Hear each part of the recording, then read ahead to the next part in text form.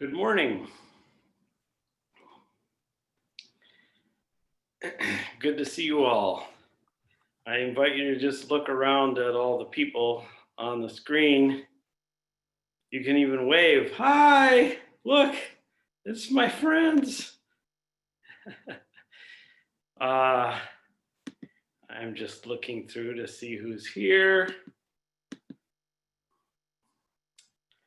It's important to find a way to feel connection. Yeah. My talk today is entitled Healthy Boundaries and Healthy Boundarylessness. So, I just noticed a lot of people are experiencing a lot of loneliness. And a lot of people are experiencing a lot of sort of feeling of being impinged upon or overwhelmed by the social context we live in, a very fraught election, a year with such enormous uprisings against racism, so much coming to the surface. So just a lot of people finding themselves sitting at a table where they would celebrate a holiday with a bunch of people, with maybe just themselves or one or two other people. So, this is the context we're in. And so as I was thinking about both loneliness and this feeling of sort of being overwhelmed by outside circumstances, it seemed like talking about boundaries and boundarylessness might be helpful. So one, I'm just coming from the basic idea that we can practice healthy boundaries and healthy boundarylessness.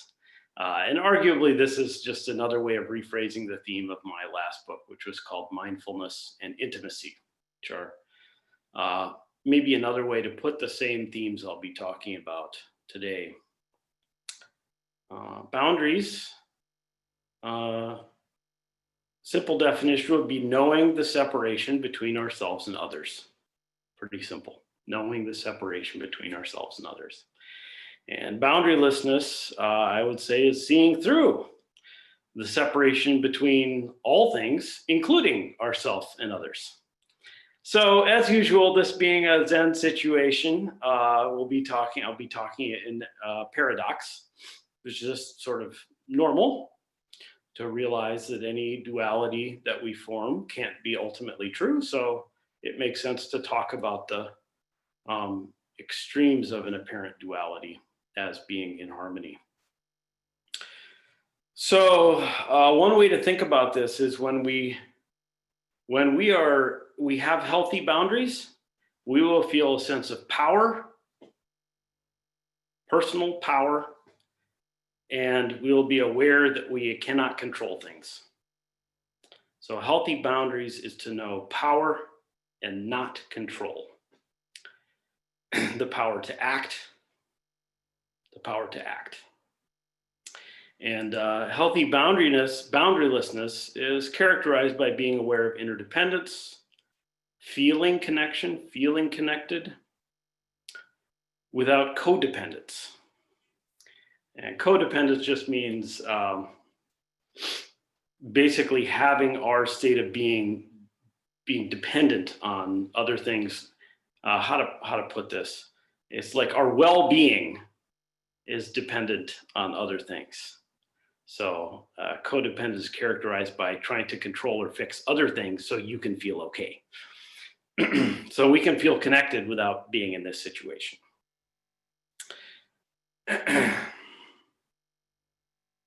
So this theme of boundaries and boundarylessness is just a way of rephrasing themes that run throughout Buddhist literature.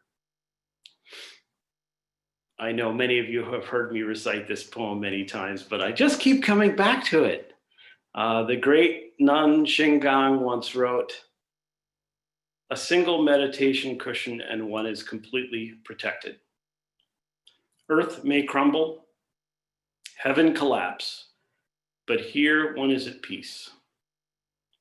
Sacred titles and worldly fame both fade away in the sitting, and the universe assembles on the tip of a feather.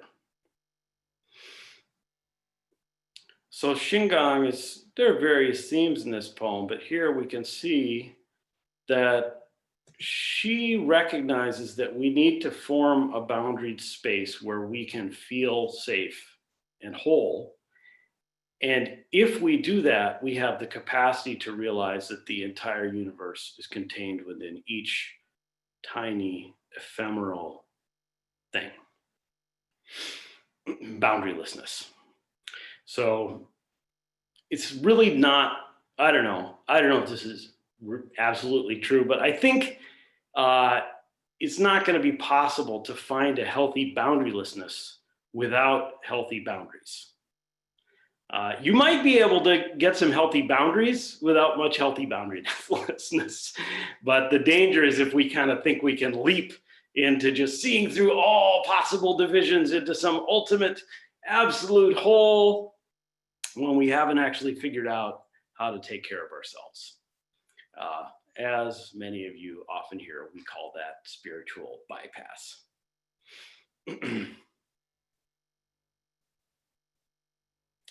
So we need to find some rest, some place to care for ourselves. James Baldwin once wrote, "He who finds no place to rest cannot long survive the battle." I generally avoid the language of battle, warriors, winning. Given my social context, in particular as a white man, it just doesn't seem helpful. But I think Baldwin puts it well. Sometimes it feels like we're in a battle, and we need to find a place where we can rest and come back to a boundaried space. So speaking of, I'm going to kind of focus on boundaries for a little bit. You know, when I think about boundaries, you know, a lot of people will say, I'm learning how to say no. You know, that's a big deal. Is when, you know, people ask you for help or ask you to do things and, you know, yes. So oftentimes when people are talking about forming boundaries, it's learning to say no. And another common thing is in the context of thinking about codependence is having boundaries where instead of trying to control other people so we can feel okay, we learn to put that down. So we realize that it's like, we don't have to put our well-being outside of ourselves. So those are some kind of conventional ways to understand boundaries. From a Buddhist perspective, the early Buddhist teachings in particular really emphasized a very boundaried way of looking at things. So if we think about the Eightfold Path, holistic understanding, holistic intention, holistic speech, holistic action, holistic livelihood, holistic effort, holistic mindfulness, and holistic meditation. There is nothing, the Eightfold Path is like the whole of the way to alleviate suffering. So Buddha's like, the first teaching ends with the Eightfold Path. And the whole point of the Eightfold Path is this is what will work to alleviate suffering or end suffering. There's nothing in the Eightfold Path that has to do with controlling anything outside of yourself. Nothing. And when people hear that, the thing is, we're so conditioned to think that doing things means controlling things that it thinks I'm saying you shouldn't do anything. But the whole point is to have a boundaried sense of power, that there is never any moment ever where you don't have the capacity to do something liberative.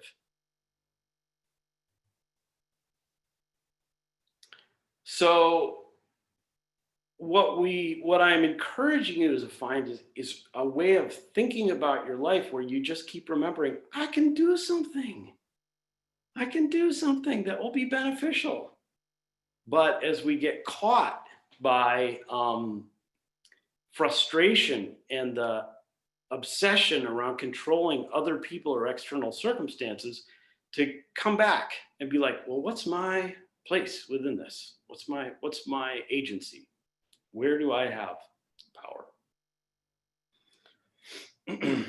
A famous way This is stated in the Buddhist tradition. It's in the Dhammapada, where it says, do not give your attention to what others do or fail to do. Give your attention to what you do or fail to do. Pretty simple. Now, this doesn't mean we don't like care about what's happening outside of us, and we want to like look and go, oh, here's the situation I'm in. You know, the people in my family are fighting a lot. What should I do? Instead of the people in my family are fighting a lot, I need to read their minds and somehow magically know how to make them do the thing that will make me feel okay. Not that I've ever thought that way. Anyway, so I can keep remembering, oh, I'm in this relationship, but where's my thing that I can do that will really help? So another thing, you know, with boundaries is that I've been conditioned to think, I think it's pretty common that it's like our actions, it's kind of subtle, but we have this sense that our actions aren't our responsibility and they're someone else's. So I think this is pointed to really well by this quotation I found from the Hadith, which is, it's quotations of Muhammad that are not in the Quran. So it's a body of literature from Islam that's not the Quran, but still attributed to Muhammad. So he says, do not be a people without a will of your own, saying, if the people treat us well, we will treat well. And if they do wrong, we will do wrong. Instead, accustom yourselves to do good if people do good, and not to do wrong if they do wrong. This might seem like kind of obvious, but one, the point is, do not be a people without a will of your own. So back to this point of power, you have a will. How often have you been like, well, they said this, so I had to say that? Or telling someone they should feel a certain way given a certain circumstance. We don't need to have an obligation to feel or do anything in any circumstance. And whenever we do, we are removing our sense of agency. Whatever feeling arises, with my training, the proper response is to try and meet that feeling with compassionate attention. If it's rage, compassionate attention. Despair, attention. Love, fear, meet it with love. Joy, meet it with love.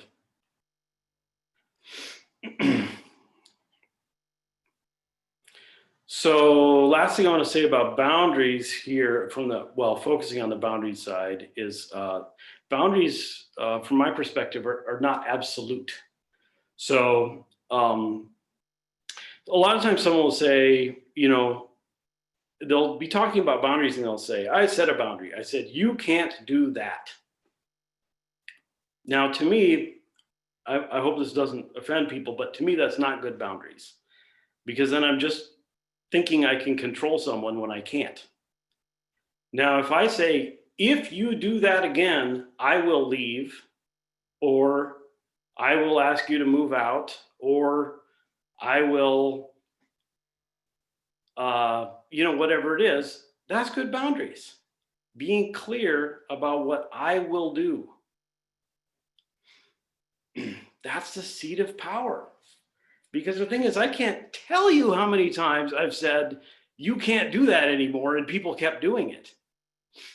Anybody who has any interest in meeting the enormous systemic harms that we're involved in, racism, patriarchy, climate change, homophobia, transphobia, if you're sitting around thinking you can't do that, it's so painful and frustrating. And of course, I go there, but I can keep coming back and being like, yep, it's big. How can I do something beneficial? So instead of being overwhelmed by an impinging, intractable problem, I try and see what's here, really see it, and then choose to act.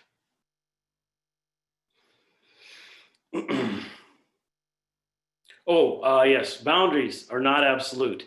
So this is like the simple way to think of this is when I have someone who's close to me and they're doing something, say they speak, they say things that I am very reactive to. I get really mad. Now, it could be all kinds of things. For me, a boundary position is to try and like, oh, I am experiencing all this painful emotion. So one, I want to take care of how I feel. And two, I want to figure out what I should do with this relationship. Should I be like, I'm not going to hang out with them? Should I try and have a conversation with them about it? What is it? What's my choice? And so I try and find a way that honors the reality of my experience and taking care of myself.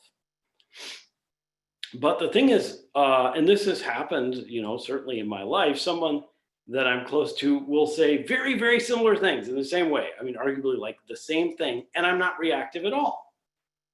And then my choice is different. My choice is different. I don't have to put as much energy into attending to my own emotional reactivity because there's not much there. And then it's like, well, maybe it's instead of leaving, I'll have a conversation with them about why I think this is harmful because it's not going to be that will not be overwhelmed. So instead of thinking like the external circumstance dictates how I act, I try and take in as best I can the whole. We can take in the whole of the situation and be like, what's a good choice for me?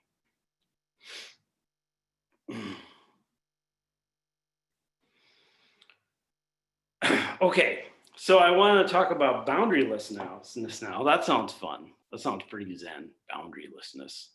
The Heart Sutra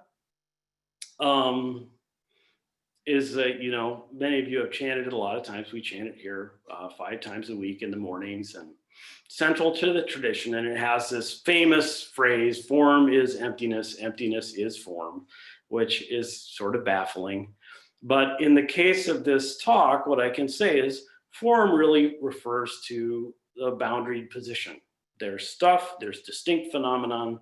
Within this field of distinct phenomenon, I have a position and I can make a choice. And emptiness is boundarylessness. None of those things are true. I'm not separate from anything. I'm not separate from you. I'm not separate from the universe. My body is not separate from my mind. My mind is not separate from any of the phenomena I appear to be perceiving as external. Wow. All the divisions are just concepts. They're just ways of looking at the world. Even all the stuff I just said isn't ultimately true. It's just a bunch of words. All the language about non-divisions is just a bunch of concepts. Boundaryless. We are invited in this tradition to open up into something really vast where we've put down all the tendencies of mind that make us think things are constantly bumping up against each other and instead see interdependence. So the Heart Sutra doesn't say form is emptiness, so it doesn't matter. It says form is emptiness. So our boundariedness is completely dependent and interdependent with the absence of all the divisions between ourselves and others and between all other phenomena. So one way, when physicists talk about things that sound like this, they say things like there's no such thing as objects, there are just relationships. But arguably, the boundarylessness of Mahayana Buddhism is beyond that because there aren't even relationships because there aren't things that are even separate enough to be in relationship. But of course, there also are the relationships, but there's another side to things. There's always another way to look at them. So this may seem, at this point, you might be like, this is very esoteric. What are you talking about? In simple terms, what this is like experientially is you can notice when you feel more connected and when you feel less connected. And when you feel more connected to things, you're getting closer to being aware of their boundarylessness and hence being closer to seeing what reality actually is. The more alienated, apart, separate, the further you are from seeing this. Another simple way to get a sense of this is the degree to which you are focused on controlling an external object is inversely proportionate to how aware of boundarylessness you are. So, and you can just, if you use this way of looking at it, you'll start to feel it. You can feel that day where you're just like, God, I just got to get all those people together, and you're up in your head, and you'll feel the constriction. I think, maybe I'm wrong, but my experience is when I take the time to investigate my experience, I can see how small things get.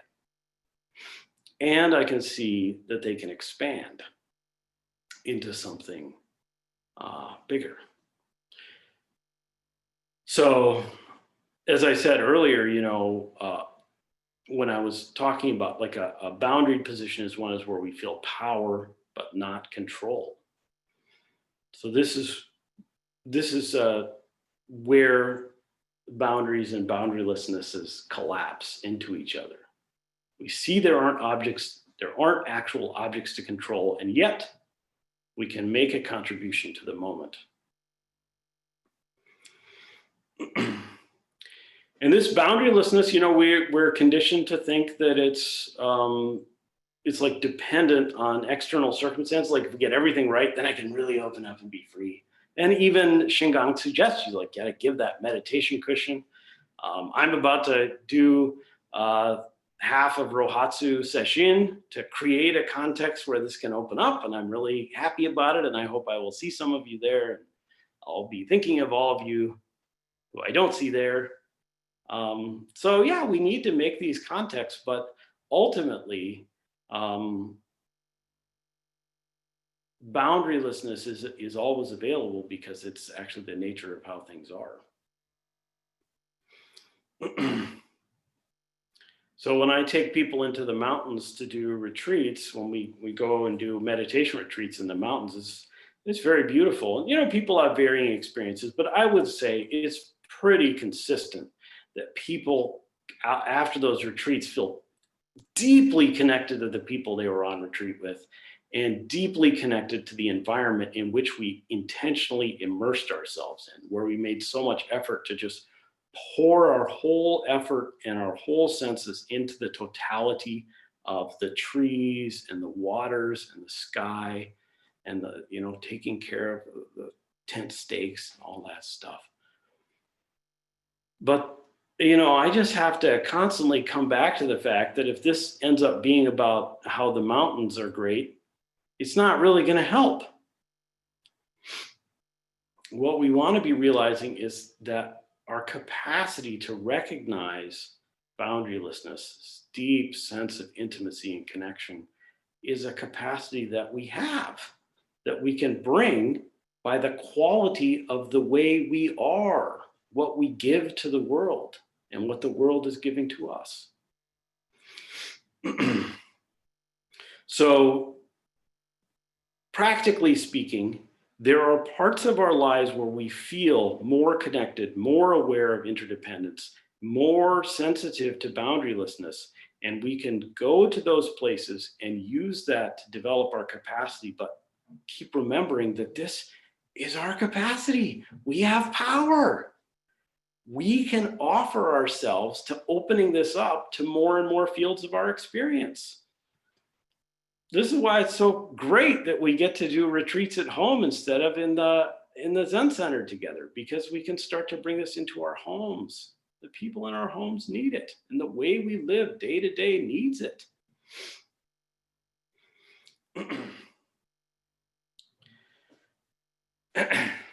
Okay, so I'm going to sort of talk in a more wave-like between the two themes of healthy boundaries and boundarylessness.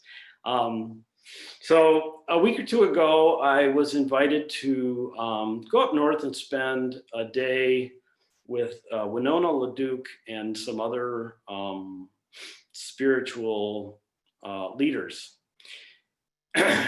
as part of an effort to protect water. So I don't want to get too far into this, but as some of you may know, there's been a very long-standing multi-year project, huge pipeline project in Minnesota called Line 3. And that pipeline project has been opposed by a lot of people.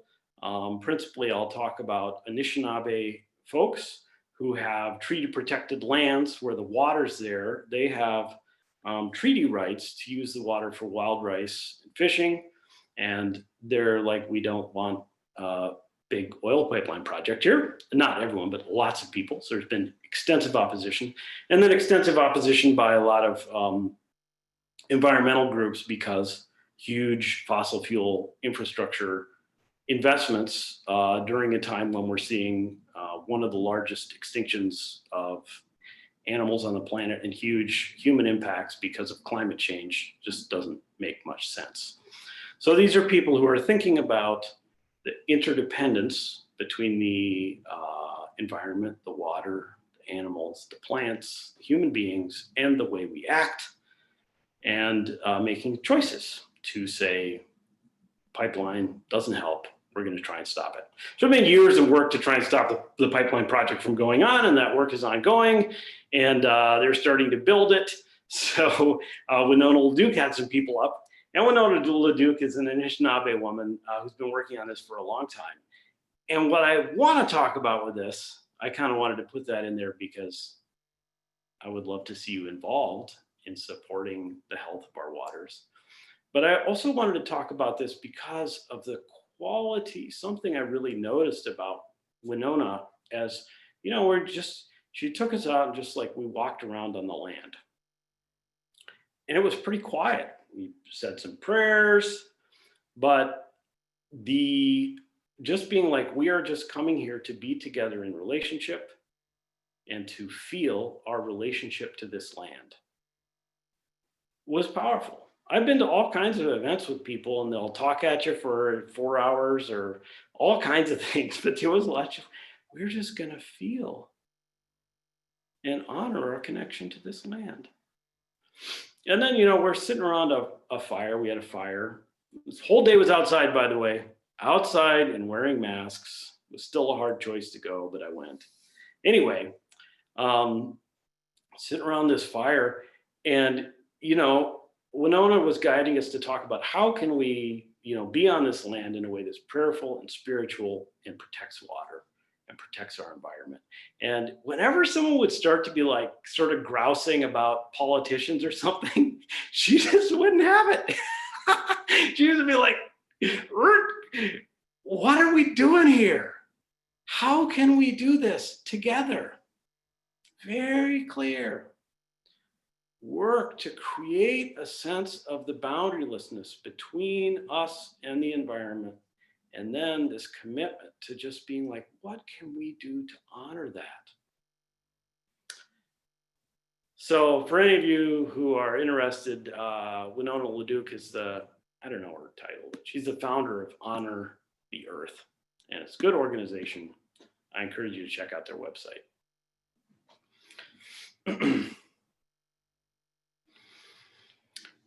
Okay. So I want to come back formally to just a little Buddhist teaching, and then maybe do a brief meditation. So I just want to talk about a story from the Therigatha, the record of the earliest nuns. So, and I've talked about Patachara quite a bit, so I never run out of the power of Patachara's story. Patachara was a woman who experienced an absolutely staggering and almost incomprehensible amount of trauma. I won't go into it, but the story is long, it's overwhelming. And Patachara, at the end of that long story, we find her, she is living naked with like matted hair in the woods near some village and subsisting on garbage. So a profoundly traumatized person who's just been completely overwhelmed. And this has been going on for quite some time. She's been living this way. And, you know, whenever I tell this story, I just want to keep in mind that there are profoundly traumatized people who are living homeless and eating garbage in our community. And this is not just some weird old story, but a real part of the human condition and part of our community and the people with whom we are boundlessly connected. But anyway, as the story goes, at some point, the Buddha was visiting the neighborhood where Patachara lived, and he was walking with a group of monks. And if you may not know the literature, these people will walk in total silence. They would go beg for food, then spend some time on the outskirts of town, meditating. And if people came to ask them for help or advice, they would spend some time with them. And they were tended to be, it's not, well, I won't go into it. Anyway, so we're walking on the street, the path, the road, and the group sees Patachara, and she's standing by the road, a naked woman, matted hair. Now, these monks are trained to really avoid the company of women, which is not one of the strong suits of the early Buddhist literature. It's basically, they're like, you can't trust yourself with women, which, I think we should learn to deal with our emotional states and trust ourselves with everyone. But anyway, the monks are like, oh my gosh, not only is it a woman, but it's a naked woman, which is, not normative. So they're just like, you can just imagine them all like, oh my God. So pretty kind of a striking moment. And the Buddha's response is to walk directly up to Patachara and say, it's time to recover your presence of mind.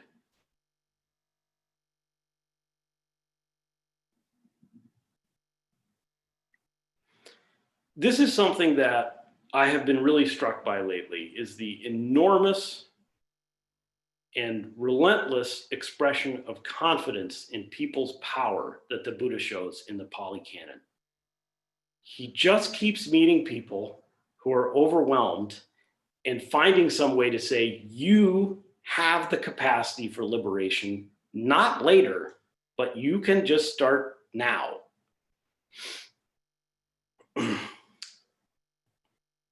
So in this story, I'd just like to point out that the Buddha ignores all the traditional boundaries.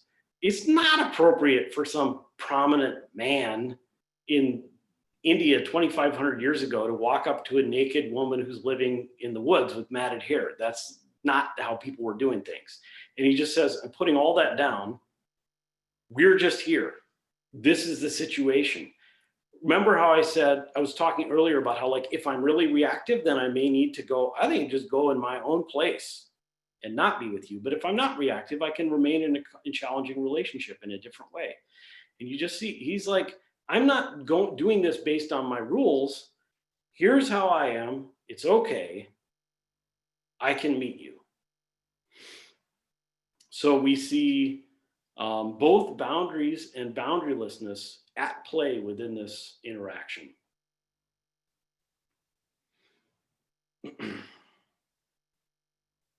So then I just want to say one more thing about Patachara, which is she wrote a poem. Well, it's a little piece about Patachara, but she became a great teacher. She practiced at length, became a great teacher and a support to many other women who wrote. There are several poems by other women talking about what a great support she was to them. But Patachara writes this poem, and in the poem, which I'll recite to you in a moment, she talks about feeling like, I would say, not very boundaried. She's like, well, I'm not getting what I want. I'm trying so hard. And I can tell you I've been there. I can't tell you how much time I've spent sitting in the Zendo at MZMC for hours being like, why am I still so completely up in my head and all these torrents of emotions? Been there. Been there. Very common. So anyway, Jesus said, why?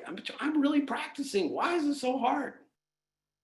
And then she segues to just talking about doing her practice. So here's a poem.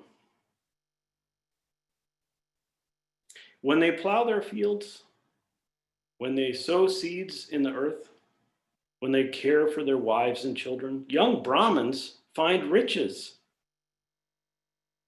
I've done everything right. I'm not lazy or proud. I've followed the rule of my teacher. Why haven't I found peace?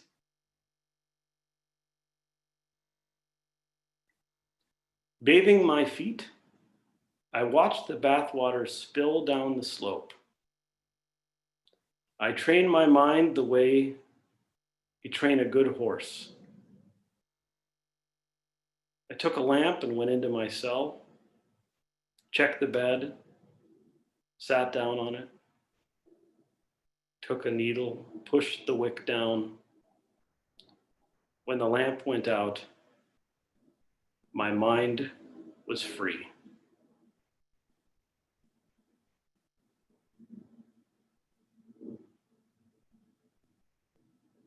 So we see her go from this frustration at the impingement of the outside world and her own internal turmoil. And then we see her turn to just doing simple tasks with her whole being and finding liberation there.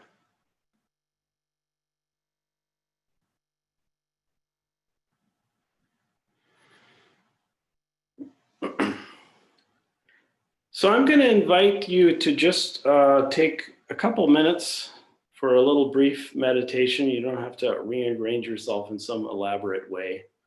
You might just allow your eyes to close and your body to lengthen.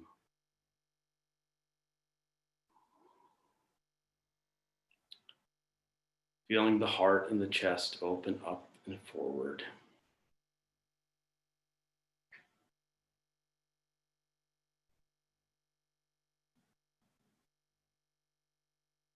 I invite you to bring your attention to the physical sensations in the face.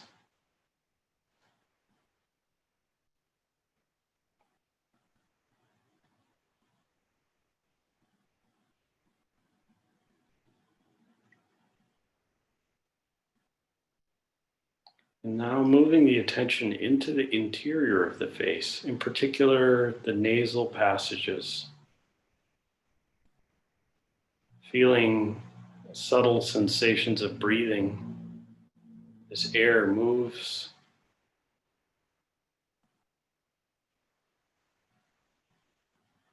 in the nose, the sinuses, or if you have to breathe through your mouth, in the mouth and the throat.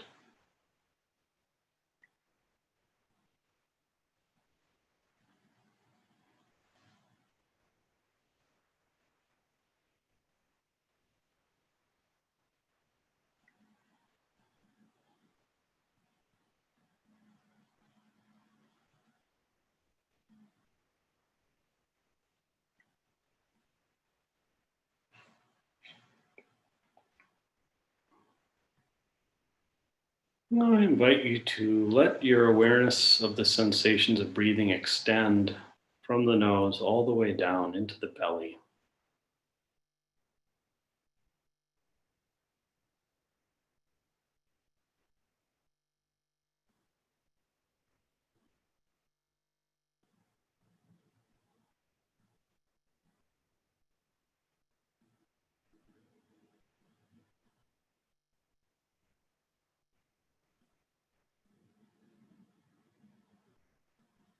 And allow awareness of breath to help you be aware of the whole of the body.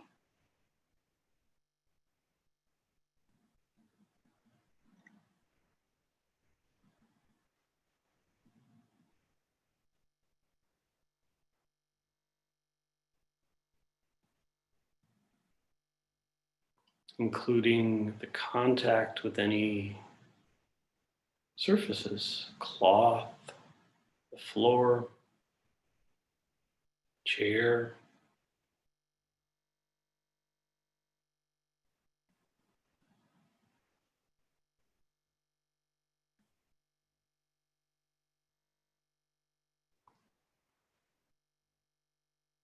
And if you're hearing this, you're aware of sound. See if you can let your awareness still be rooted in the body, but begin to expand your awareness to consciously extend into the field of sound.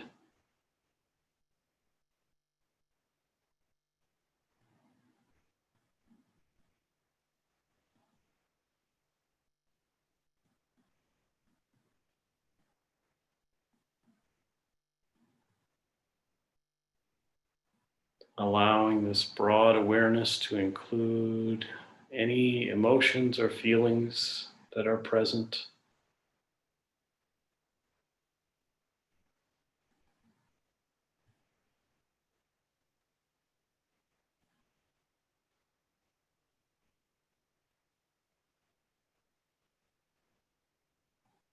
Still aware of the body and what is heard, what is felt, allowing awareness of any cognition, thoughts,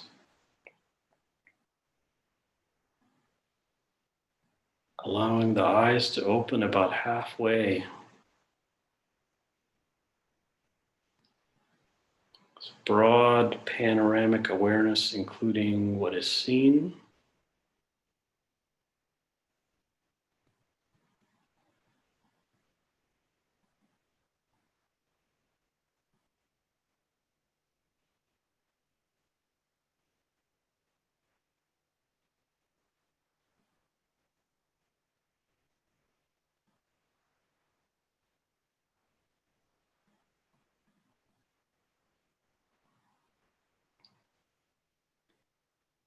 and let go of trying to do anything in particular with awareness or with the mind.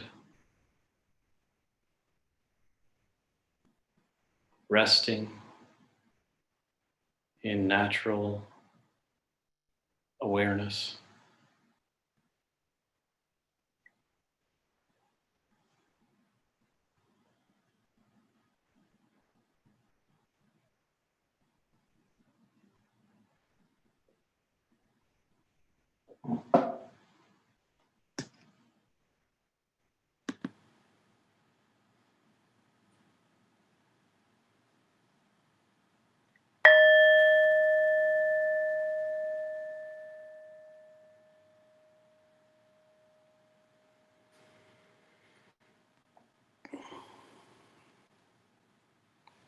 All right. Well, I thought I'd just give an opportunity to move from some boundaries to some boundarylessness. And now I'm just going to invite people's voices into the room. So questions or observations are